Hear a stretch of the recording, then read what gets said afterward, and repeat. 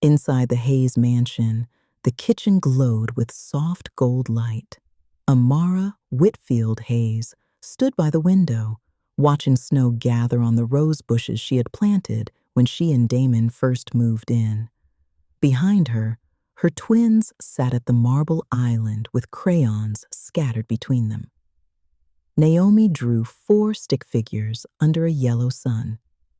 Noah drew the same family, but he left Damon standing far away from everyone else. "Mommy," Naomi asked, "when Daddy comes home, can we show him?" Amara turned and smiled, though her chest tightened. "Of course, baby." Noah looked up from his picture. "Daddy's always late now." Amara's smile faded. For 3 months, Damon had come home smelling like unfamiliar perfume and expensive hotel soap. His phone stayed face down. His kisses became quick. His patience became shorter.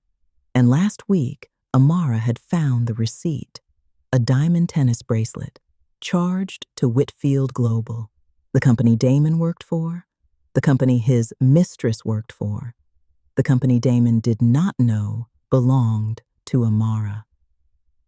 Across town, on the 28th floor of Whitfield Global, Celeste Monroe leaned against Damon Hayes' office desk like she already owned the building. She wore a red dress under a white designer coat. Her auburn waves spilled over one shoulder.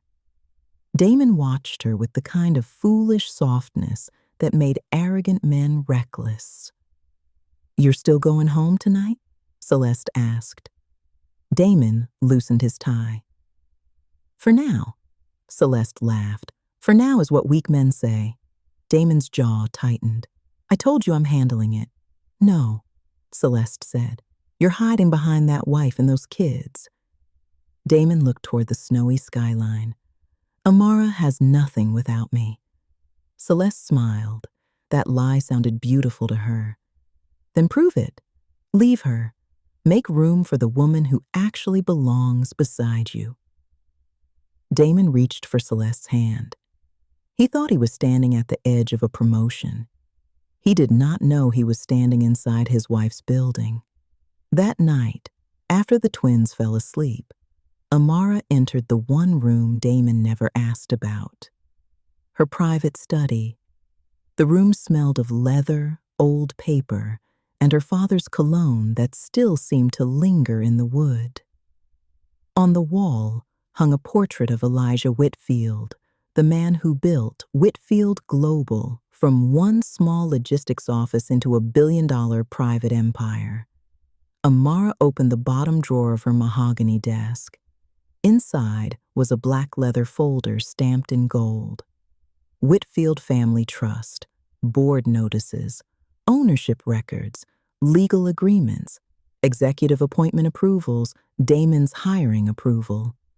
Amara stared at his name. 6 years ago, she had signed off on his position. Damon thought his charm and connections got him inside Whitfield Global. He never knew his wife had quietly opened the door. Amara picked up her phone. "Evelyn," she said, "move the emergency board review to Monday morning." Her attorney paused. "Does Damon know?" Amara looked toward a hallway where her children slept. "No," she said. "But he's about to." Sunday evening, Amara cooked Damon's favorite dinner: roasted chicken, garlic potatoes, green beans with smoked turkey. She set the table for 4 because the twins begged her to. At 7:42 p.m., headlights swept across the windows. Naomi jumped from her chair. "Daddy!" Noah ran after her. Amara wiped her hands and walked toward the foyer. But when the front door opened, Damon was not alone. Celeste stepped inside, wearing Damon's coat over her shoulders. Amara froze. The twins froze too. Damon did not look ashamed. He looked irritated. "Amara," he said, "we need to talk." Celeste looked around the mansion with hungry eyes. "So this is the house." Amara's voice stayed calm. "Why is she in my home?" Damon laughed under his breath. Your home? That laugh told Amara everything. He truly believed the walls belonged to him. Damon stood in the foyer like a stranger, wearing her husband's face. I'm done pretending, he said. Naomi grabbed Amara's hand. Daddy? Damon looked down at his daughter. Then he looked away. That hurt Amara more than the affair. Celeste folded her arms. Damon, don't drag this out. Amara's eyes moved to Celeste. You don't speak in my damn house, Celeste smiled. Not for long. Damon exhaled sharply. Pack a bag, take the kids. I need space. It's snowing, Amara said. Then call your sister. My sister lives 40 minutes away. That's not my problem tonight. Noah stepped in front of Naomi. Daddy, we didn't do anything. Damon's face twitched, but Celeste touched his arm, and that was enough. Damon opened the door wider. Cold air rushed in. Leave, Amara. For 1 second, the house went silent. Then Naomi began to cry. Amara did not scream. She did not beg. Instead, she dressed her children carefully. Hat, scarf, gloves, boots. She zipped Naomi's coat to her chin. She tightened Noah's scarf. She kissed both of their foreheads while Damon watched impatiently. Celeste whispered, "This is awkward." Amara looked at her. "No, this is evidence." Celeste blinked. Damon frowned. "What does that mean?" Amara stepped into the snow with her children. The cold hit them like a wall. Naomi sobbed into Amara's coat. Noah kept looking back, waiting for his father to change his mind. He didn't. The door closed. Something inside Amara closed with it. Outside, beneath the falling snow, Amara pulled out her phone. "Evelyn," she said. "Activate everything. Freeze Damon's access at midnight. Prepare the boardroom." Damon did not sleep at the mansion that night. He went to Celeste's condo. Celeste poured champagne as if she had won a crown. "To us," she said. Damon smiled, but his hand shook when he took the glass. "My kids were crying," he muttered. Celeste rolled her eyes. "They'll get over it." Damon looked at her. For the first time, guilt moved across his face. Celeste kissed him before it could grow. "Tomorrow," she whispered, "you walk into Whitfield Global and show them you're ready to lead." Damon nodded. He had a board presentation at 9 a.m. He believed the meeting was about his promotion. He did not know the agenda had changed. At 6:11 a.m., a black SUV pulled up to Whitfield Global. Amara stepped out wearing a long black wool coat, dark sunglasses, and leather gloves. Her children were safe at her sister's house. Now she was no longer the wife pushed into the snow. She was the controlling owner of one of the most powerful private companies in the city. Evelyn Grant met her in the marble lobby with a legal folder. "Security access has been updated," Evelyn said. "Damon's executive permissions expire at 9. "Good. The board is waiting upstairs." Amara looked up at the gold Whitfield Global sign. For years, Damon had walked through this lobby thinking he was entering his future. He had no idea he was entering hers. Inside the private boardroom, 12 directors sat in silence. On the screen behind Amara were photographs, financial records, hotel charges, company card statements, apartment lease records, and security logs. Damon Hayes, Celeste Monroe, unauthorized spending, misuse of company resources, conflict of interest, possible fraud. Board member Richard Bell removed his glasses. "Mrs. Hayes, are you requesting immediate termination?" Amara looked at the screen. "No," she said. "Not yet." Evelyn glanced up. "Why wait?" Amara's voice was quiet. because he deserves to walk into this room believing he still has power. The room went silent. Then, Amara said, we take it from him legally, publicly, and completely. At 8:57 a.m., Damon walked into Whitfield Global with Celeste on his arm. He wore his best navy suit. Celeste wore cream, as if she were already an executive wife. Employees stared, some whispered. Damon mistook their shock for respect. Celeste squeezed his arm. Look at them, she whispered. They know you're about to run this place. Damon smirked, but the receptionist did not buzz him through. Instead, 2 security officers stepped forward. Mr. Hayes, one said, your access will be limited after the board meeting. Damon laughed. Excuse me?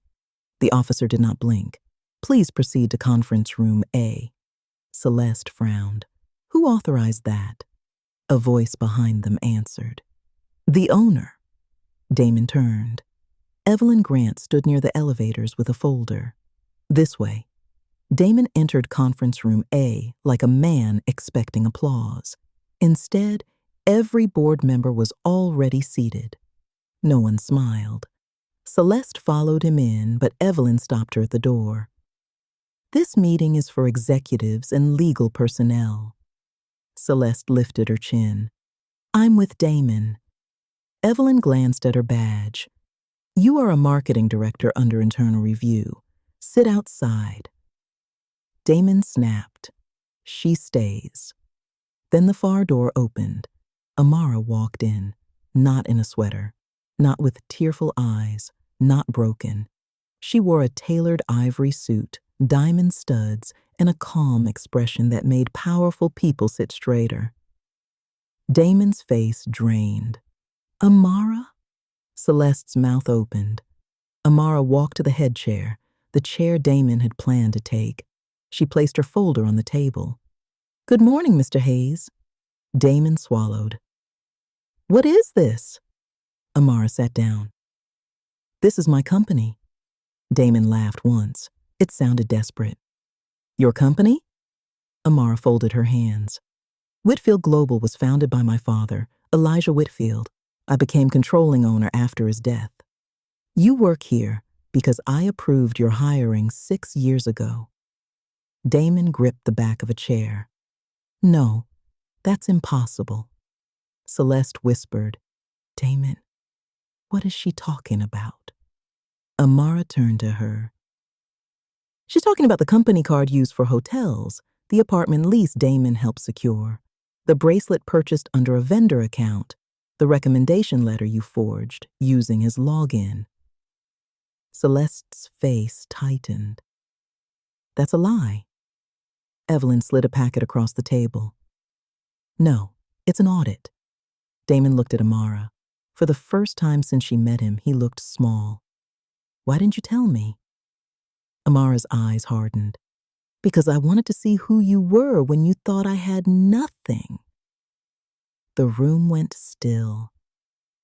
And last night, Amara said, you showed me. Celeste stood abruptly. This is harassment. Amara looked at her. No, Miss Monroe. Harassment is what you did when you sent anonymous messages to my phone telling me my husband deserved a real woman. Damon turned to Celeste. You did what? Celeste's eyes flashed. Oh, don't act innocent now. Amara nodded to Evelyn. Another screen appeared. Text messages, hotel footage, email chains, a forged internal recommendation letter Celeste had written for herself using Damon's login. The board murmured. Celeste's confidence cracked. You promised me I would be promoted. Celeste hissed at Damon. Damon backed away. I never told you to forge anything. Celeste laughed bitterly. No, you just told me your wife was weak. Amara did not flinch. Weak women did not survive betrayal. They studied it. Then they used it as evidence. Not an executive, not a man with options, a husband who had destroyed his own home. Amara, he said softly, Can we talk alone? No. Please. You had privacy last night when you chose to humiliate our children. His eyes reddened. I was angry. You were cruel. I made a mistake. Amara stood. No, Damon. A mistake is forgetting an anniversary. You opened a door in the middle of a snowstorm and told your children they were not your problem. Damon's mouth trembled. The boardroom remained silent. Amara slid one final document across the table. Your employment is terminated effective immediately. Your company access is revoked. Your severance is under legal review, and my divorce attorney will contact you before noon. Damon looked down at the paper. For the first time, he had nothing to say. Damon left the boardroom without his title, his mistress, or his pride. His badge did not work. His office door had been locked. His assistant would not meet his eyes. When he reached the elevator, Celeste was waiting near the lobby, mascara streaked, fury burning across her face. "You ruined me," she said. Damon stared at her. "You ruined yourself." Celeste slapped him. The sound echoed across the lobby. Employees turned. Security moved closer. Above them on the executive floor, Amara stood behind the glass railing and watched without expression. Damon looked up. For 1 second, their eyes met. He finally understood. The woman he had left in the snow had owned the roof over his head the entire time.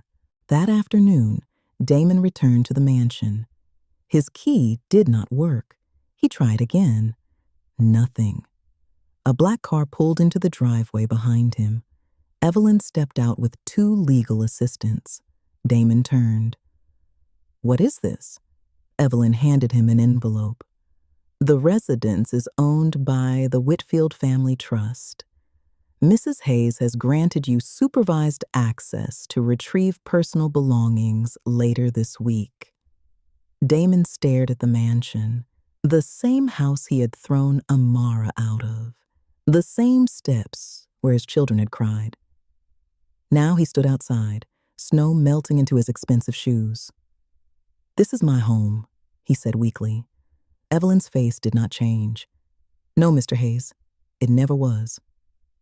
That night, Amara sat with Noah and Naomi at her sister's house. The twins were wrapped in blankets on the couch. Naomi's eyes were swollen from crying. "Is Daddy coming back?" she asked. Amara's throat tightened. "He loves you," Amara said carefully. "But Daddy made choices that hurt us, and when people hurt us, we don't pretend it didn't happen." Noah looked down. "He picked her." Amara pulled him close. "No, baby. He lost himself, but that does not mean we lose ourselves too." Naomi whispered, "Are we poor now?" Amara almost laughed through her tears. "No, sweetheart." She kissed Naomi's forehead. "We are safe. We are loved. And Mommy has handled bigger storms than snow." Celeste arrived at Whitfield Global the next morning in sunglasses. Security met her before she reached the elevator. "Miss Monroe, Human Resources is waiting." Celeste removed her glasses slowly. "For what?" No one answered. In the HR conference room, Evelyn sat with 2 investigators. Celeste's forged documents were stacked neatly on the table. Her personal emails had been printed. The apartment lease Damon helped arrange was highlighted. Celeste's mouth went dry. "You can't do this," she said. Evelyn closed the folder. "Miss Monroe, you are terminated for fraud, misuse of company resources, and falsification of internal documents. Whitfield Global reserves all legal rights." Celeste stood, trembling. "I want to speak to Damon." Evelyn looked at her coldly. "So does the fraud department." 3 weeks later, Damon sat in family court wearing a suit that looked too expensive for a man who had lost everything. Amara sat across the aisle with Evelyn beside her. The twins were not in the courtroom. Amara refused to let them become props in their father's consequences. The judge reviewed the emergency petition. Mr. Hayes, did you require your wife and 2 minor children to leave the marital residence during a snowstorm? Damon swallowed. I was emotional. The judge looked over her glasses. That was not my question. Damon lowered his head. Yes. Amara closed her eyes briefly, not because she was weak, because hearing him admit it still hurt. When it was Amara's turn, she stood. Her voice was steady. I am not here to punish Damon for not loving me anymore. Love can end, marriages can break, but fatherhood is not something a man gets to remove like a wedding ring. Damon looked at her. Amara continued. Our children stood in a doorway and watched their father choose another woman's comfort over their safety. I cannot erase that moment from them, but I can protect them from being placed in that position again. The judge nodded slowly. Temporary custody was granted to Amara. Damon received supervised visitation pending evaluation.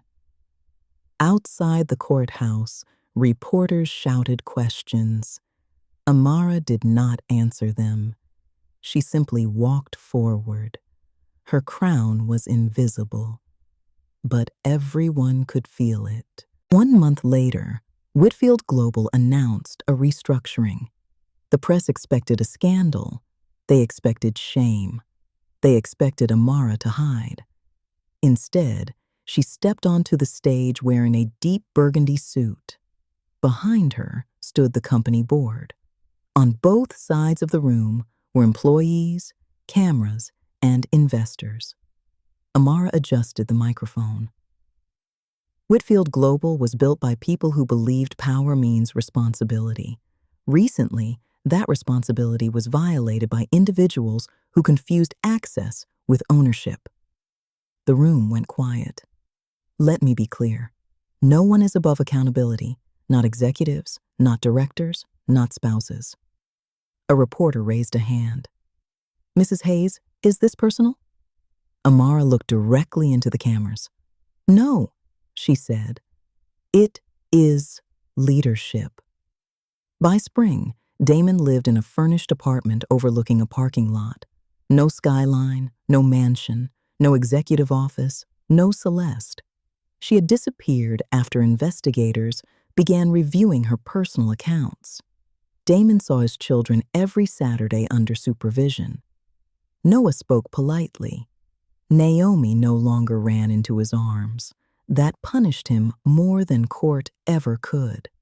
One evening, Damon opened an old box and found Naomi's Christmas card from the night he threw them out. 4 stick figures, a yellow sun, the words written in crooked letters, Daddy, come home early. Damon broke down on the floor. But regret is not a time machine. It cannot reopen a door after a child remembers who closed it. Amara moved back into the mansion with Noah and Naomi after the locks were changed, the security system updated, and every painful room was repainted. The first night home, Naomi hesitated at the foyer. Mommy, she whispered, will the door close on us again? Amara knelt in front of her. No, baby, not while I'm standing here. Noah looked at the front door. Then he took Naomi's hand. I'll stand here too. Amara pulled them both into her arms. Outside, the last traces of winter melted from the lawn. Inside, the house became theirs again. Not because Damon was gone, because fear was. 1 year later, Whitfield Global hosted its annual leadership gala. The ballroom glittered with chandeliers, gold flowers, black marble columns, and hundreds of powerful guests. Amara entered with Noah and Naomi beside her. Noah wore a tiny tuxedo. Naomi wore a silver dress and held her mother's hand. Reporters turned. Cameras flashed. Someone whispered, "That's her." Another replied, That's the woman whose husband didn't know she owned the company. Amara heard it.